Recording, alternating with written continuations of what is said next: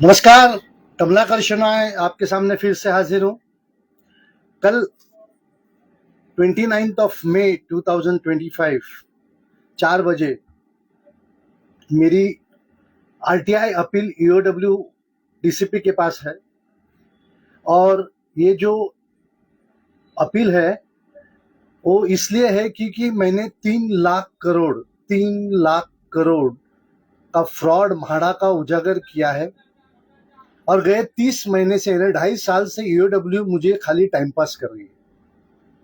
इनके पास सब कुछ हमने करके दिया है, हर डॉक्यूमेंटेशन है, मगर इन्होंने गलत इंक्वायरी करके गलत जगह डॉक्यूमेंट्स बेच के खाली टाइम पास कर रही है। और इसलिए हमने इसके पहले भी आरटीआई डाला था और सब गलत जवाब देते हैं और उसमें हमने अपील किया उस टाइम के डीसीपी के पास, तो उनको बेसिक नॉलेज ही नहीं है ऐसा उस ऑर्डर में दिखता है।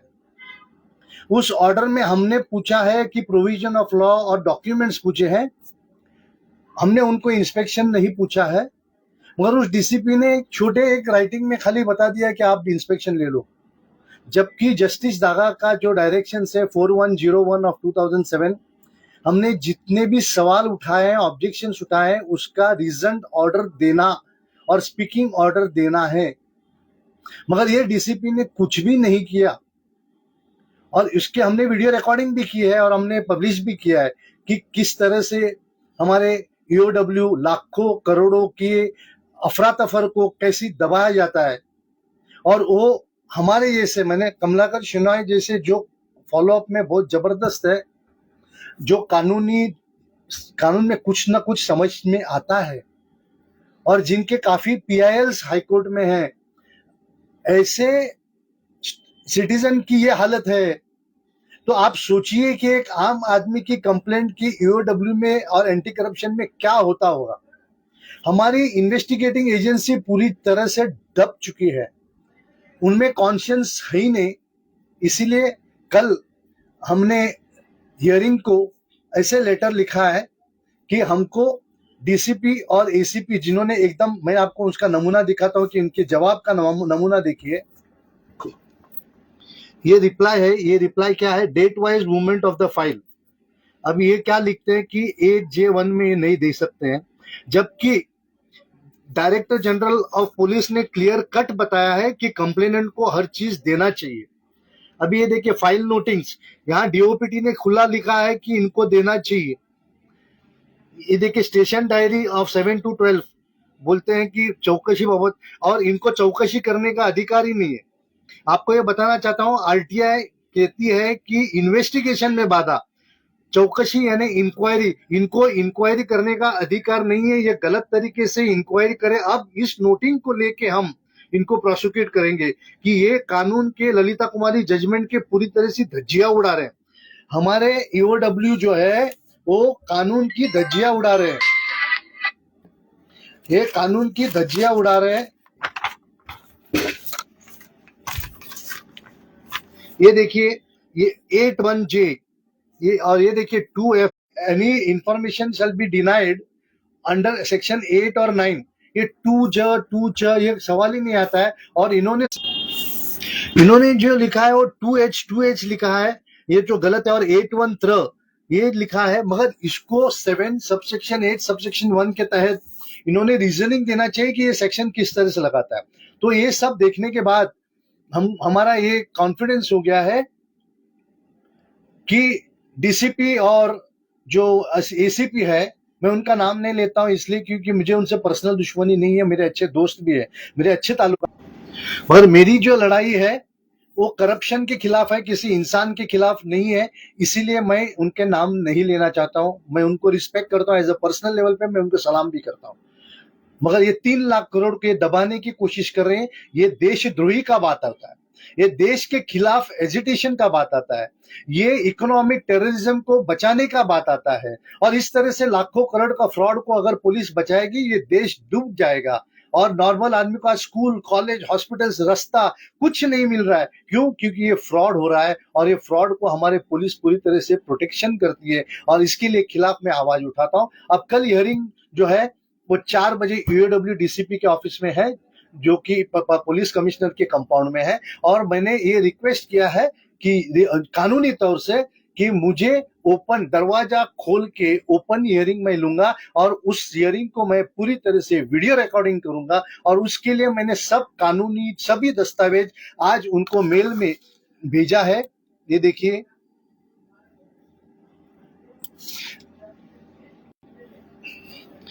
मैंने उनको ये देखिए, ये मैंने उनको भेजा है कि आप ट्रस्ट हो तो आपके ऊपर क्रिमिनल ब्रीच ऑफ ट्रस्ट हो सकता है।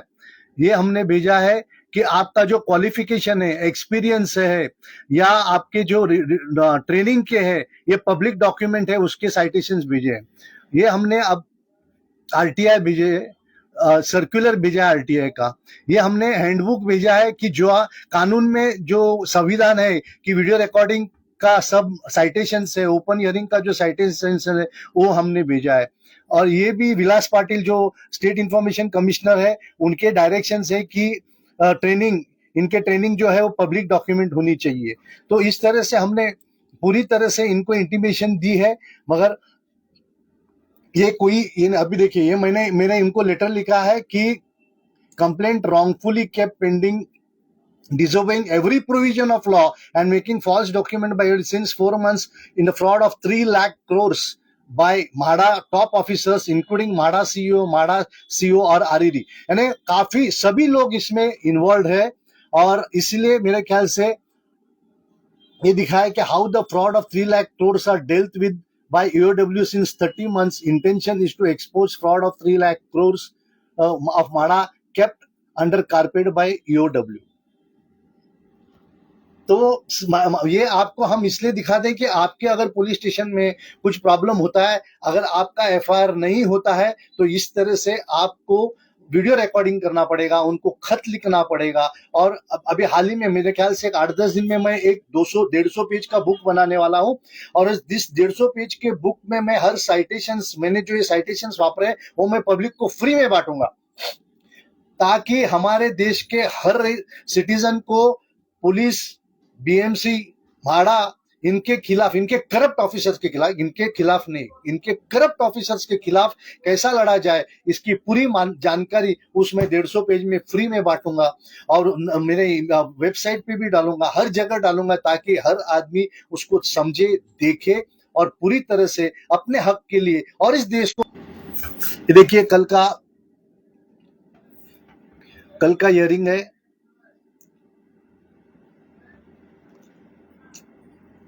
First appeal is scheduled to be conducted tomorrow on 29/5 at 4 p.m. in the office of DCP Sangram Nishandar. This is in addition to the written communication sent to FAIR। तो दोस्तों, please इस देश को बचाना है तो आरटीआई को पूरी तरह वापरो, कानून को समझा करो और हर करप्ट आदमी के खिलाफ आवाज उठाओ। जिसने गलती किया उसको मत तकलीफ देना, और जो जानबूझ के गलती करता है और देश को बर्बादी की तरफ लेके जा रहा है, उनको पूरी तरह हराओ। क्योंकि article 51A of the constitution empowers her citizen को ये ड्यूटी है कि वो करप्ट, और जितने बड़े आईएएस ऑफिसर है, जितने बड़े आईपीएस ऑफिसर्स हैं, इनके खिलाफ जरूर आवाज उठाइए। मेरा ये कहना नहीं है कि सब आईएएस आईपीएस है, मुझे काफी आईएएस आईपीएस मदद करते हैं, इसलिए मैं इतना लड़ सकता हूं, क्योंकि मुझे हर कानून की थोड़ी मामूली जानकारी देते हैं कि आप ये करो, आप वो करो। ऐसे ही आमदार खासदार कॉर्पोरेटर जो भ्रष्ट है, उनके खिलाफ आवाज उठाओ।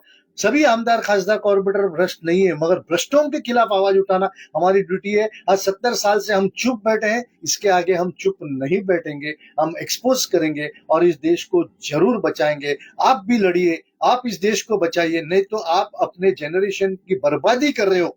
आप अपने नेक्स्ट जनरेशन को क्या देश दोगे, इसके बारे में सोचो। आप पैसा रखोगे और आप यहाँ के आपके घर से आके दुकान से आके पैसा उठा के लेके जाएंगे, पुलिस एफआईआर नहीं करेगी, कोर्ट में 50 साल मैटर चलेगा, तो आपके बच्चे जिएंगे कैसे? तो अभी है कि आवाज उठाओ और देश को बचाओ। जय हिंद।